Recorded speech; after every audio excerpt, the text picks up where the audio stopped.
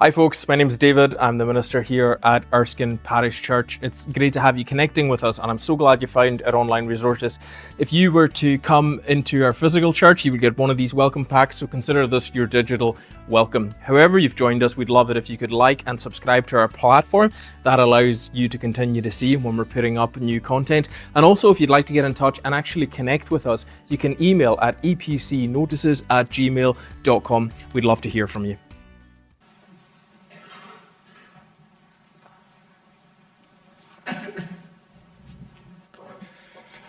Well-worn trope of what folks will be like and what they'll wish for on their deathbed. And the perhaps most humorous iteration of it is that nobody wishes they spent more time at the office on their deathbed. When all is said and done, most people don't pine for having done more work. It's very much more common for folks to wish for more time with their loved ones, to have invested more in relationships, and perhaps even to express a sense of regret at the way they did not put into relationships and the fact that they misordered their priorities and they thought the work and the wealth and chasing that kind of thing was what was important at the time. And that's well worn and it's common because it resonates with so much truth for us. Proverbs, if we do a good job of it and we interpret it well, has a lot to give us so that when you and I get there, we'll be able to look back and we'll have had some guidance to be able to celebrate a well-lived life. Because I think that's ultimately what we all want. I think there's a lot in Christianity that steers us towards wanting to secure eternal life, and that's fair enough. But I like Proverbs because it gives us that perspective that it's just as important to live a good life here in this life, and it gives us the resources to do so. And a massive corrective the Proverbs gives to our culture in order to do that is to unrest ourselves from the grip of individualism and find ourselves a wee bit more in the world of neighbourliness and community and connection. Because the death of community and neighbourliness is so silent in our culture, but it's absolutely there. And we almost don't notice it because we are so influenced by the ecosystem that we're in, which is about the self and you and individualism, and that kind of goes hand in hand with consumerism. And every little bit that we can chip away at that and get back to something that goes along with the grain of the design for human flourishing that the Creator gave us, it's going to be a step in the right direction. So I think there's a few very simple principles for this, and it's funny, when I was preparing this, I thought they're remarkably similar to the principles for public life, the Nolan principles that all government ministers are meant to follow. I think there's 7 of them: honesty, humility, openness, integrity. I don't know them all. I'm not a government minister, thankfully, so I don't need to, but they're generally good ones. What you have in Proverbs chapter 11 is a series of really good principles to live well that are focused towards the other, and I hope to demonstrate that to you. There's humility, definitely. There's honesty, and then I would branch a lot of the last part of the chapter under hospitality or neighbourliness, and that is concerned with how we live in a community, how we speak about the community, how we speak about others, but also then how we act towards them, and that encompasses everything from the smallest acts to what we do with our money and all of that. So I'm going to brush through all of those things. They are not all getting an exhaustive treatment, but I think it's a nice way to finish up in the book of Proverbs, to see these things that have been running through all the way is, how do you, in this very creational, God's good but fallen world, how do you live a good life? What are the principles that will guide you to that? And honesty, humility and hospitality, I think, are a good way to round off, because they've been in nearly everything that we've looked at. Beginning of chapter 11, the Calm read for us, the Lord detests dishonest scales, but accurate weights find favour with him. Now, this runs in the Hebrew much more closely with the next verse. When pride comes, then comes disgrace, but with humility comes wisdom. So this is a classic tool where the writer takes a very concrete image that's familiar to his audience and uses it to illustrate a much deeper point. In the ancient world, it would have been common for travelling merchants and salespeople to have their own set of weights with them, so that then whenever they were selling their wares, they would be able to weigh it and say, that's how much it costs. But if they were a bit of a Del boy, then what they would do is they'd have different weights for different customers. And that way they'd be able to make more. And see, the whole idea of a weight and a measure is that it's equal, it's a standard, it's true. You can take it to the bank kind of thing. So it was a common kind of fraudster practice at the time. And then for that to run with the next verse, which is, when pride comes, then comes disgrace. So you and I know this is the proverb, pride goes before a fall kind of thing, and this is where it comes from. But with humility comes wisdom. What's that got to do with honest scales and measures? Here's what the writer to the proverb seems to be alluding to. To find favour with God, yes, you need to have a sense of honesty with scales, or whatever it is, whatever you use to measure how you're dealing with folks. But what about measuring yourself? How do you get a level check on yourself? How do you get humility?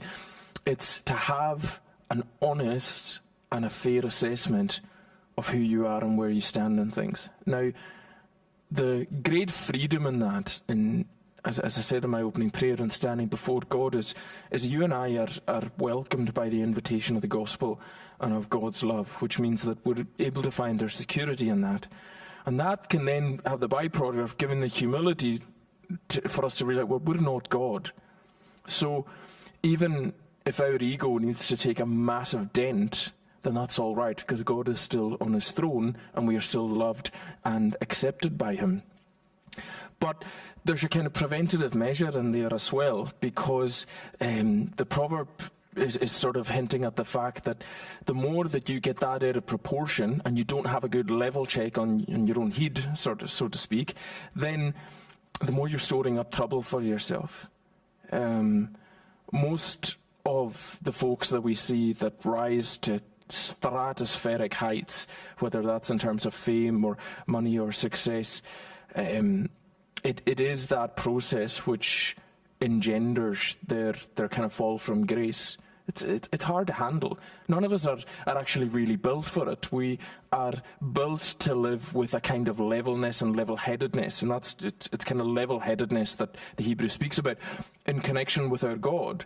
And when you start to get that out of proportion, it becomes difficult to retain that sense of who you are before God. It becomes difficult to retain that sense of how you deal with and relate to other people, so you don't become a very good neighbour, because everything's all about you. And so that level-headedness is the way to prevent some sort of fall or catastrophe. There's a way to kind of plod along, Proverbs alludes to this a lot, steadily along the world with your ego in check, knowing who God is, knowing who you are in relation to him, and there's a kind of safety, there's a sense of safety to that. Humility is kind of, I would say, the bedrock to all understanding of not only Christian faith, but living well, because it puts us automatically in the right relationship with others. But then a humble person is also, almost by default, an honest person, especially according to Proverbs. And this is the person that finds favour with God. The righteous person is rescued from trouble, and it falls on the wicked instead. And then if you take that with verse 9, with their mouths the godless destroy their neighbours, but through knowledge the righteous escape. This is really interesting, because remember I said Proverbs are general principles, so they're not promises. This isn't always how life goes or shakes out. But generally, Proverbs is envisaging the person who has kind of measured themselves correctly, has got their ego in check, if you like. They're not going through the world seeking praise and adulation constantly, which is what we've thought about a lot in Proverbs. And because they have that security, they're able to speak better and make better decisions, which is, again, something that comes up in Proverbs all the time, how you make decisions. And then, even if the righteous person is rescued from trouble, falls on the wicked instead, and through knowledge they escape, there's a kind of general principle here that if you're humble and honest and wise, and you try and live by these principles, and you try and seek the good of others, that can get you out of a tight spot. Do you see? Because you'll know what to do, and you'll know what to say. You see this all the time in crime dramas. You know, when there's a crime drama and there's maybe somebody's tried to cover a crime and they've gotten into massive big loops and holes. And there's always a trope that the detectives throw out is when they sit down in the interview, they say, just stick to the truth because you'll remember it and it's easier. It's the simplest story in the world. Whereas the wicked are usually envisaged in Proverbs as being in kind of circles of convolution. They end up getting tripped up by their own kind of duplicity, whereas the honest person, because they have this relationship with the truth and truthfulness, and indeed with the true God, then because that guides all that they do, that's actually able to direct them out of trouble. The picture in verse 9 is even of somebody trying to be stitched up by a duplicitous person, and the righteous person is able to get unstuck and out of that. There's enormous freight and weight in actually following this and walking the kind of straight, the level path, the path of humility, the path of honesty. And that not only benefits us, but it also kind of goes on to neighbourliness and how it benefits others. This is a huge theme, I would say, in the rest of the chapter. When the righteous prosper, the city rejoices. And when the wicked perish, there are shouts of joy. And then verse 11, these are together. Through the blessing of the upright, a city is exalted, but by the mouth of the wicked, it is destroyed. You see, all of us live in a context and in a place. And it is in all of our interest for that place to do well. We all dwell, whether it's as part of a street or as part of a church community or as part of some other kind of fraternity or community. We all are placed by God in connection and relation to others. And the question is how we're going to move forward and the degree to which we are going to seek the good of that. And a huge amount of that, because of the way we are wired as social creatures, depends on the way that we will interact with others and the way we'll speak about not only others, but the place that we're in. Through the blessing of the upright, a city is exalted. There's huge power, particularly in the Old Testament, in the idea of blessing. The New Age movement's kind of picked up on this a wee bit, but it's inherently biblical, is that what you speak out actually has power. And what you say about a person or a place has a measure of power. Now, I'm not saying that it's getting into witchcraft or that the Bible condones that or it's the same thing, but we thought about this in the speech Proverbs message. There is inherent power to speech. And so it's important when we are placed somewhere that we want to have a hospitableness to the place that we're in, that we want to speak well about it, that we want it to do well, and that our words go accordingly. I remember when the hotel was being instituted down the road as a home for temporary asylum seekers, and there was a lot of controversy, and one of the conversations I had was with one of our local councillors, and they were talking about the heat and the complaints that they were getting, but they said what disappointed them the most is that they really loved their local area. They were a councillor because they liked it and they enjoyed it and they wanted it to do well, but they just, every time they went on Facebook, all they saw was people complaining about the town and the place where they lived. And they said, why, and I agreed with this, why would you want to live somewhere that you just think is rubbish and that you complain about all the time? We all have a complicated relationship with the place we either come from or we live. There's always things that can be better, but there's a power to how we speak about it. And I think the church has an amazing propensity for witness in being people who speak well about the place that we are, but also want it to do well and work for it to do well. And our words and what we say is part of that. What about more hospitality with our more direct neighbours? A gossip betrays a confidence. A trustworthy person keeps a secret. This is an interesting one because there's just no getting away from that. It's all about the words that we use in Proverbs. That massively shows the degree to which we possess this kind of wisdom or not. The best way I can probably get this in a concrete way is if we want to be known for hospitality and someone who's a good and a fruitful and a safe person for others, is that not everything needs to be broadcast all the time. And that's gotten much harder with social media, because as good as social media and the internet are for connecting us, what it also did was it gave everyone a microphone who used to need a journalism degree to get one. So now everybody has one. You might think that's very democratic, or that can lead to lots of problems that we have socially. Not everything needs to be broadcast all the time. There's the one who has verse 12, understanding, holds their tongue. There's an immense power and wisdom in us learning to get alongside the community and the place that we're in knowing what not to say and when not to say it. And the nature of Proverbs is that you're going to have to learn this. You are not going to get a flashing signal from heaven every time. But the wise person will learn from when it didn't go well, and they will go, right, well, I'm not going to repeat that the next time, because that wasn't good for them, that wasn't good for me, that wasn't good for the community that we're in. Might have felt good in the moment, but it wasn't good in terms of what the Bible calls good, which is wholesomeness and flourishing and people doing well. Hospitality, not just with our words, but then let's just go on to a little bit about hospitality with what we have, our, if you like, our wealth and our means. One person, verse 24, gives freely, yet gains even more. Another withholds unduly, but comes to poverty. A generous person will prosper. Whoever refreshes others will be refreshed. This is so powerful and yet so counterintuitive. And it runs completely contrary to a lot of the messaging in our culture. Our culture broadly gives us a message that you are a sovereign individual and it's up to you to acquire and amass as much as you possibly can, and to hell with your neighbour, because you worked hard for that. So enjoy it. It's all about you.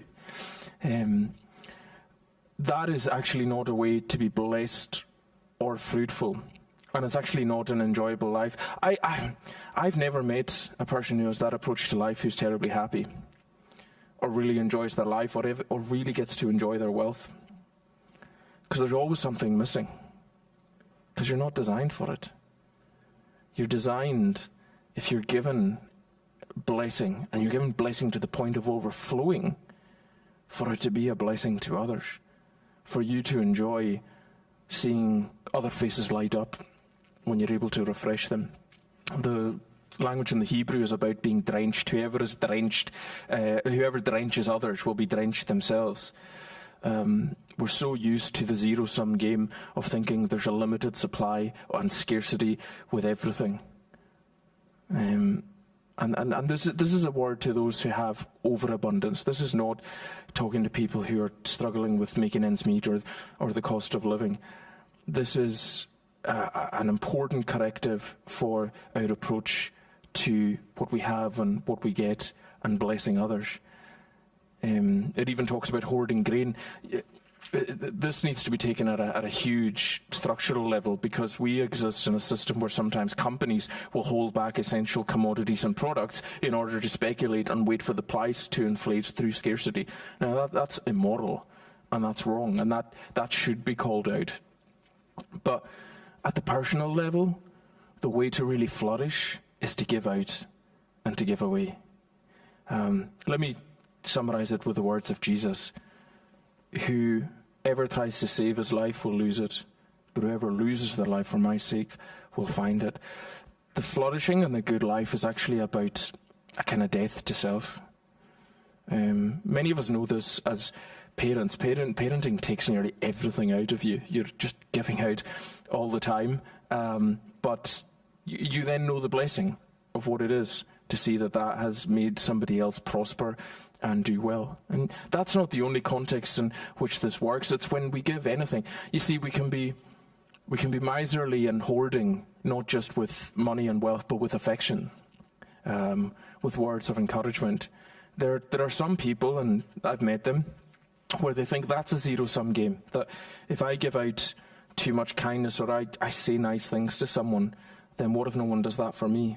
And then I've lost a wee bit in the bank of encouragement and kind words. Whereas, how many of you know the opposite to be true?